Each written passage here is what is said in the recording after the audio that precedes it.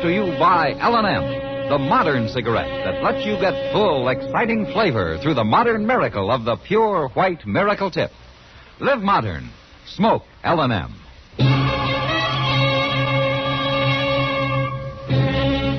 Around Dodge City and in the territory on West, there's just one way to handle the killers and the spoilers, and that's with a U.S. Marshal and the smell of Gunsmoke.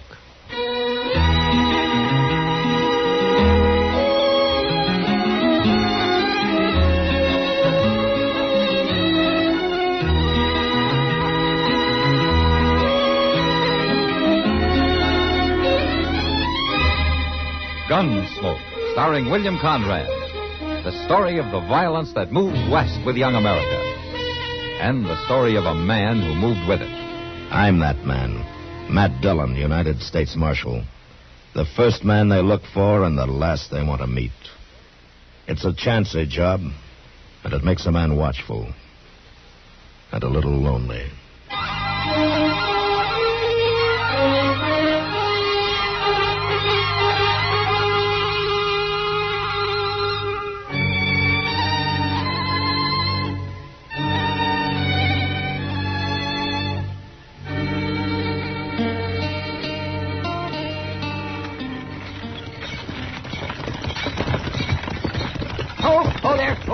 Matt, wait a second.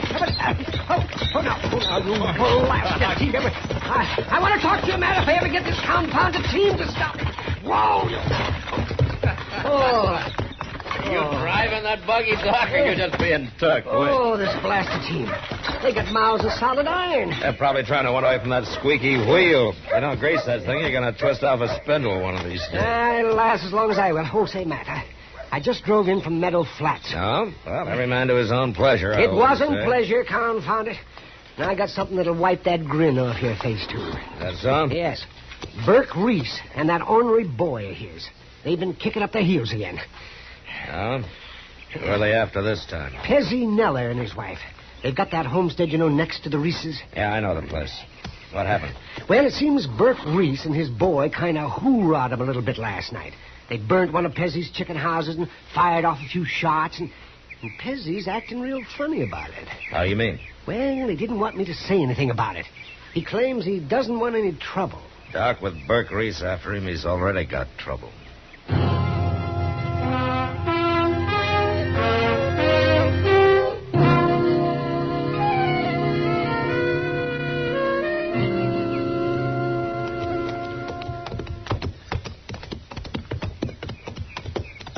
There's old Pezzy, Mr. Dillon, scratching around the ashes there. Uh-huh. Well, Marshal, Chester, just a mighty pleasant surprise. Morning, Pezzy. Hi, Mr. Neller. Get down and set a spell. Oh, thank you.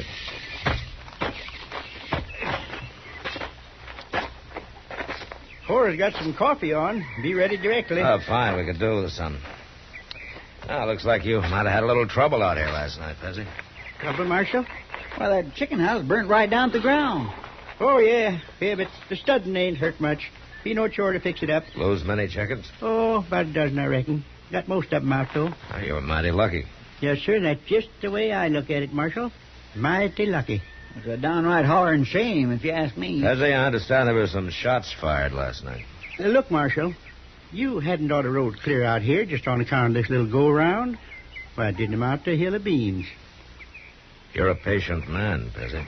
Just can't abide trouble, I guess. Never could for some reason. Too bad the Reeses don't feel the same way. Isn't that who it was? Burke Reese and that bullying son of his, Spike? Well, I just wouldn't rightly know for sure. It was awful dark last night, Marshal. There was two fellas on horseback. That's all I could tell. Uh-huh. You been bothered before? Oh, a couple of nights this week. Might be the same two fellas, might not. Hard to say. What'd they do? Oh, just galloped around the house a couple of times, shooting off their guns. Didn't do no harm much, though. Has Burke Reese been trying to buy you out, Pezzy? Well, he did make me an offer last week. Only about a third of what the place is worth, though.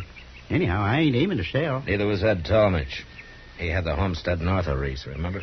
Yes, I remember. Reese bought that place for about a third of what it was worth, Pezzy. From Ed's widow. You know, I never could figure who Dragos did that night. Look, Pezzy, if you'll sign a complaint, I'll have both of Reese's locked up inside an hour. Won't do no good, Marshal. It is dark. I couldn't swear in court it was them. And you know what'll happen. You don't even pack a gun, Pezzy. Guns just lead to trouble, Marshal. I'm a mild sort of man, I reckon, and a believer in nature. Like with a herd of cattle. Storm comes up, they just turn their tails to the wind and wait it out. A man can learn a whole lot from animals. Sure he can, Pezzy. But Burke Reese learned his from a mountain lion.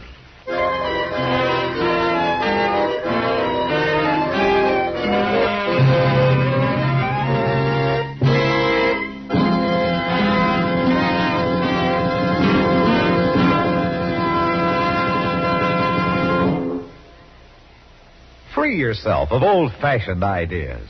Why don't you live modern? Live modern. Live modern. Free up. Freshen up your taste. Smoke an L&M. Live modern. Smoke modern. Smoke L&M. Enjoy full, exciting flavor through L&M's Pure White Miracle Tip. L&M draws easier. Tastes richer. Smokes cleaner. That's why today more people are changing to L&M than to any other cigarette.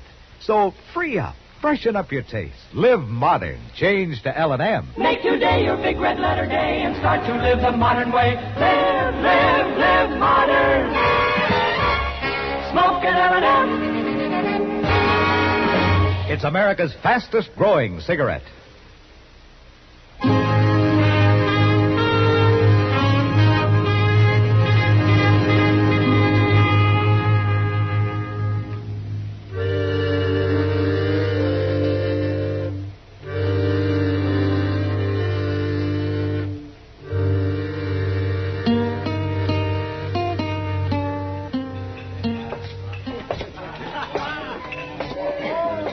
I declare, Mr. Dillon, the Long Branch ain't never had this big a Saturday afternoon before. Quite a crowd in town, all right. I don't even think we can get up the bar. Well, they edge along the side here.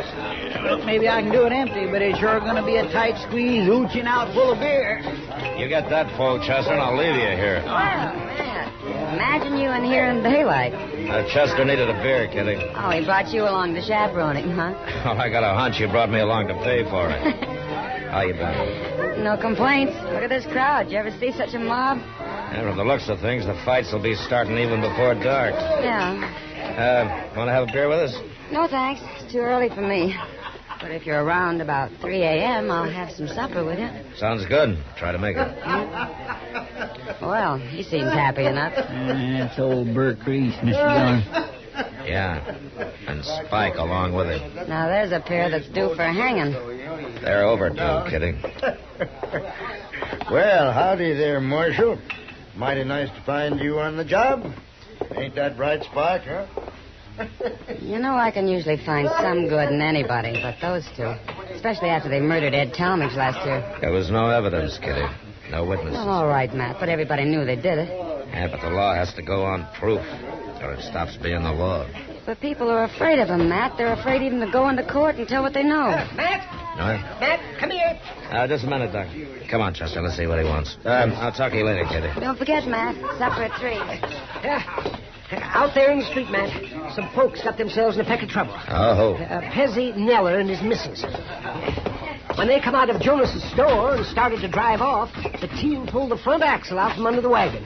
Let the whole bed drop right down into the street. I see. Look, you better stay here, Doc. Excuse me. Would you let me through here, please? Yeah, stand up. Excuse me, please. Oh, now, ho. Looks like you had a little trouble there, Pezzy.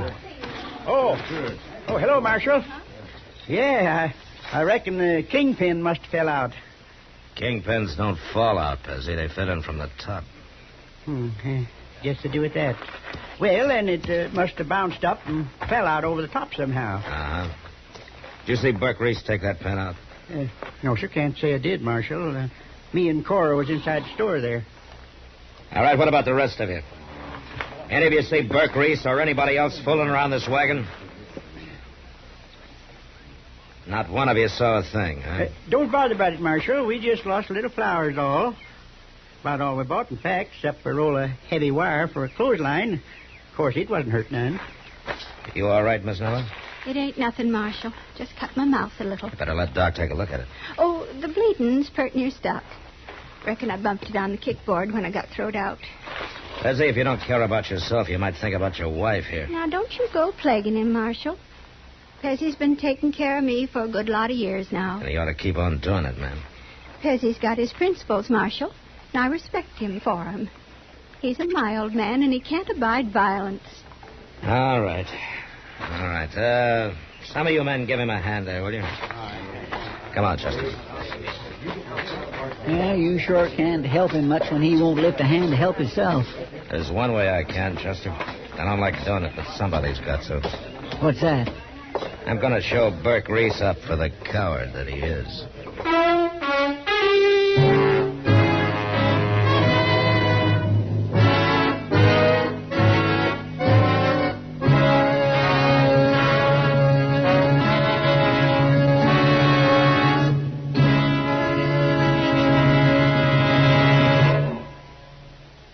Free yourself of old-fashioned ideas.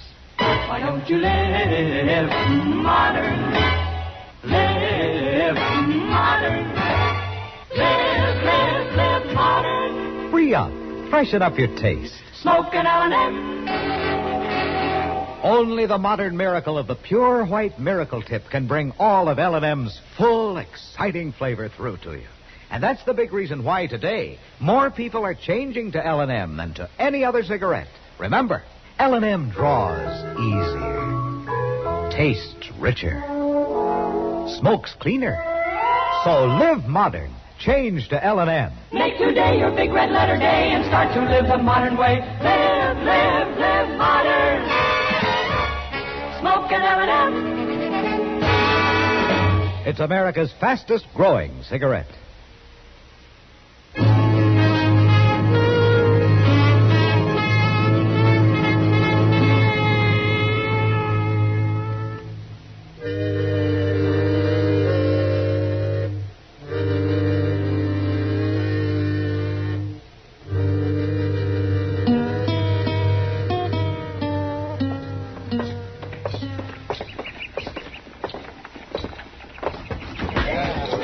There they are, Mr. Dillon, sitting over there at the poker table. All right, Chester, you move on down there by the end of the bar. Just keep them off my back, that's all. All right, sir. But you watch them, Mr. Dillon. They can be awful mean. What was the trouble out there, Matt? I didn't hear any shooting. Later, Kitty. Right now, you better stay clear. Matt, where are you going?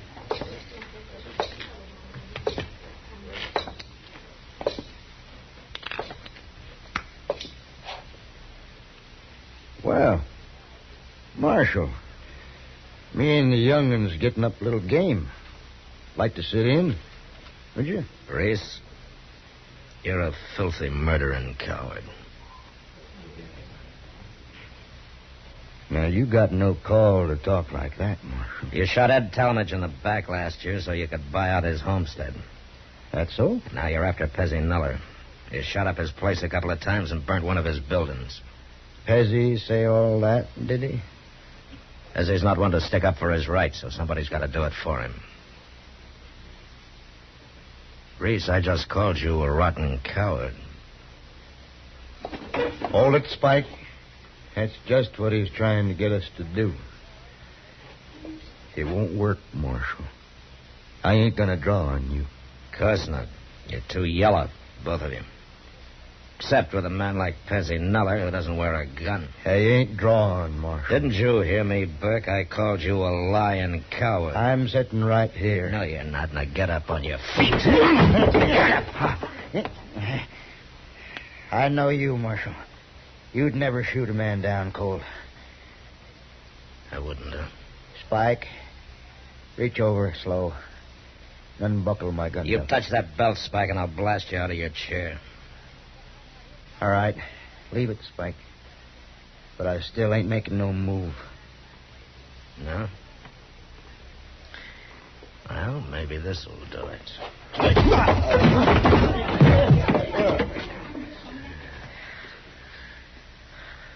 All right, right. What about it, Reese? I'm staying right here on the floor, Marshal. You sit tight, Spike. I told you, Marshal, no matter what you do, I ain't gonna draw against you. You're a smart one, Reese. You're smart just like a rattlesnake. Now you get up and get out of here. Get out, both of you, before I kick you to death.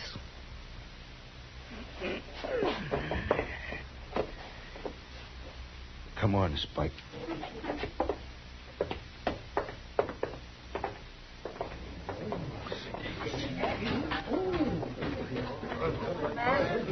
Man, I never seen you act like that before. Yeah, I know, Kitty.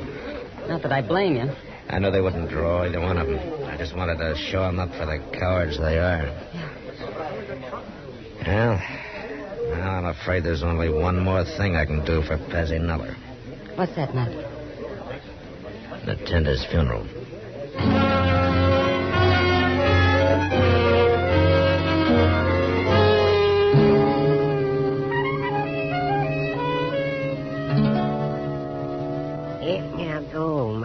Oh, Chester, this is the worst coffee I ever tasted.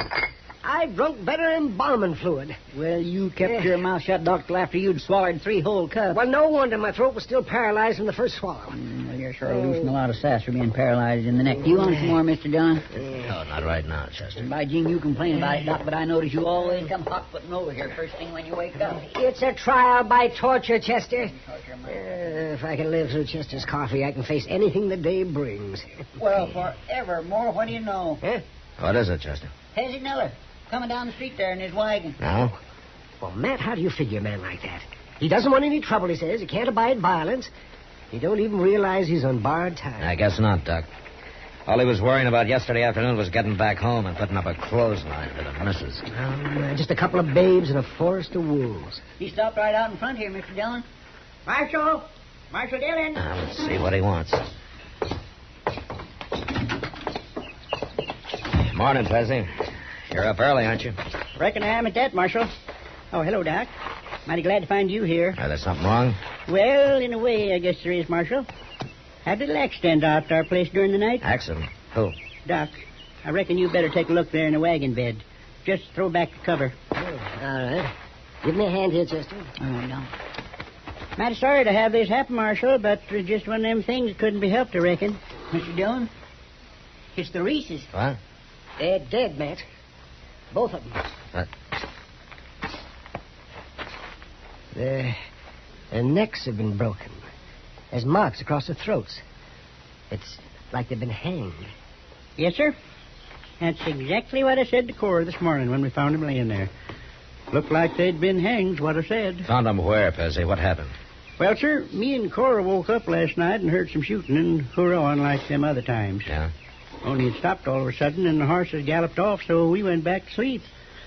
This morning when I come out, I found these two laying right there in my chicken yard, deader than doornails. Now, go on. Yeah, I figured it was that doggone clothesline, Marshal. I put it up good and solid, 'cause Cora always hates to have her wash get down in the dirt. And I reckon these two just didn't see it in the dark that way. They rode right into it, huh? Man's got a number 20 rigging cable hooked under his chin and a galloping horse stretching his feet in the stirrups. Well, sure don't do his neck no good. No, sure doesn't. Well, you better take him down to the undertaker's. Yeah, all right. I'll ride along with you, Pezzy. Might as well earn my fee. Well, sure sorry to put you fellas out this way, but a man can't be expected to go around warning all his neighbors every time he puts up a new clothesline. No, I guess not, Pezzy. At that, I got to change the darn thing when I get back home. Put it a foot and a half too high for some fool reason. Well, Cora can't even reach it. Come on, get up, boss. Stop in to see us, Marshal, whenever you're out our way. Yeah, I will, Pezzy. Well, Chester, never sell a mild man short. You said them Reeses was overdue for hanging, Mr. Dillon. Yeah. They're sure not overdue anymore.